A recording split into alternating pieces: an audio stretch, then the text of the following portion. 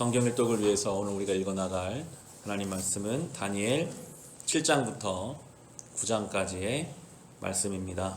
오늘 내일 묵상할 7장부터 마지막 장의 12장까지는 다니엘에게 보여진 환상과 계시로 하나님의 뜻을 우리에게 보여주고 계십니다. 7장 1절 말씀 보시면 벨사살이 바빌론 왕이 된 첫 해에 다니엘은 잠자리에서 꿈을 꾸면서 머릿속으로 환상을 보고 그 꿈을 적었다.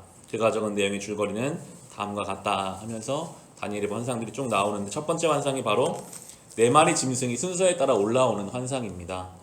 4마리의 짐승이 처음에는 사자와 같은, 그리고 곰과 같은, 표범 같은 짐승이 올라오고, 마지막에는 뭔지 알 수 없으나 두렵고 강한 뿔이 10개나 있는 짐승이 순서에 따라 올라오는 환상을 다니엘에게 보여주십니다. 이것은 앞으로 바벨론 이후에 있을 여러 나라들, 페르시아, 그리스, 로마에 이르기까지 계속 이 땅에 세워질 나라들을 보여주는 환상이셨고, 다음 장인 8장에서도 똑같이 바벨론 이후에 세워질 나라들에 대해서 하나님께서는 짐승들을 통해서 환상을 보여주십니다. 나라가 세워지고 그 나라가 강성할 것 같으나 또 다른 더 강한 나라가 세워지고, 그것이 역사 속에서 반복되어져 가는 가운데 하나님의 영원한 나라가 있음을 다니엘을 통해서 보여주고 계십니다. 아무리 영적으로 깨어있는 다니엘이었지만 이런 환상 속에서 두려움도 느끼고 어려운 마음도 느끼게 되는데요. 8장 마지막 절 가보시면, 환상을 쭉 보고 나서 8장 27절 보시면 우리 같이 읽겠습니다. 그때에 나 다니엘은 몹시 지쳐서 여러 날 동안을 앓았다. 얼마 뒤에 일어나서 왕이 맡긴 일을 계속하였으나 내가 본 그 환상 때문에 나는 몹시 놀랐고 그 뜻을 이해하지 못하였다.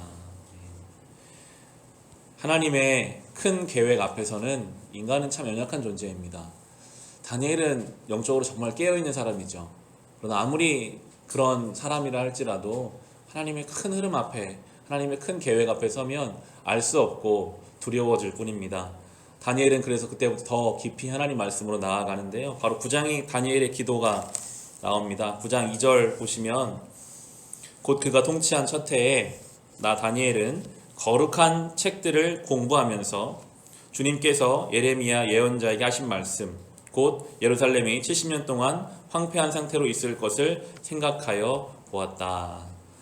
다니엘은 그 환상을 보고 이해가 안 된다고 해서 번민하고 그냥 있었던 것이 아니라, 그때부터 주신 말씀을 붙잡으며 하나님 앞에 그 말씀을 가지고 묵상하고 생각하고, 이어지는 3절에 보면 기도합니다. 응답을 들으려고 나는 금식을 하면서 베옷을 걸치고 재를 깔고 앉아서 하나님께 기도를 드리면서 간구하였다.